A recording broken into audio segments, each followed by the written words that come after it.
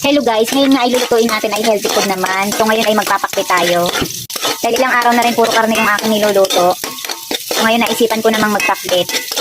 At syempre guys, kapag may gulay tayo, syempre may prito din tayo. Ayan. So bumili lang ako ng 2 pirasong daing kasi yung isa ibabaon ni partner. At yung isa hatiin namin. So ayan, medyo pumuputok-putok, patakpan ko muna. Tapos ayan, lagay na natin yung ating panghalo na baboy. Ito na nga guys yung pangalawa nating daing. Takpan muna natin. Dito naman guys, palabasin lang natin yung sarili ng mantika. Habang ginigisa ko nga yung pangsahog, lamasin ko muna ng asin yung ampalaya dahil yung mga kasama ko maselan kapag nakakakain ng mapait, ayaw na lang kumain ng gulay. Tanggalin ko muna yung pait ng ampalaya. Ayun, lumalabas yung kanyang tutuusin, ito yung pinakasustansya ng ampalaya, yung pait. Kaso lang yung mga kasama ko ayaw ng mapait. Ito yung mahirap guys, pag sabay-sabay mong iluluto yung iyong uulamin. So ayan, lumabas na yung sariling mantika ng baboy. So lalagyan na natin ng tubig. Ayan, kumukulo-kulo na. Lagay na natin yung kalabasa kasi matigas to masyado. So medyo matagal-tagal siyang maluto kaysa sa ibang gulay. Palambutin muna natin yung kalabasa bago natin ilagay yung ibang gulay. So ito na yung ating prito. Napakaganda ng aking pagkakaprito guys. So lagyan ko na ng pork na cube. Tsaka pamintang durog.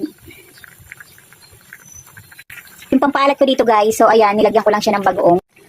So ayan, medyo malambot na yung kalabasa. Lagay ko na yung ibang gulay. Para mahabol na. Mahabol na yung lambot.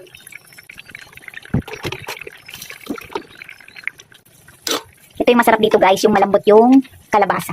So lagay ko na yung ampalaya.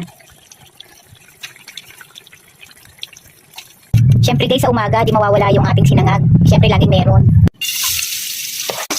Gagawa tayo ng special sinangag ngayon guys. Ayan, nag-golden brown na yung ating bawang. Lagyan na natin yung rice. Ito na guys, luto na yung aking pakbet. Nilasahan ko na siya, tamang-tama na yung timpla niya, napakasarap sobra. So dito naman tayo mag-focus sa sinangag. Lagyan na natin ng itlog. Ay, nasama yung shell. Aray ko, mainit pala. My goodness. Palagi na lang akong napapasok.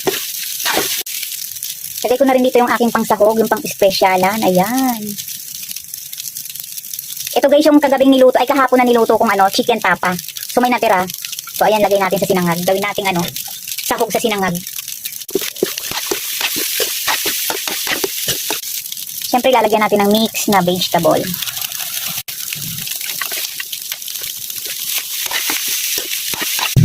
Tapos lagyan natin ng toyo guys. Yan yung pangpasarap, pampalasa, toyo. Siyempre lalagyan natin yan ng paminta powder.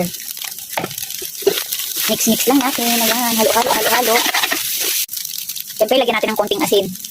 Konting-konti lang yan guys. So ayan, may nakuha akong konting kangkong sa aking tanim. So lagyan ko ng kangkong para mas masarap.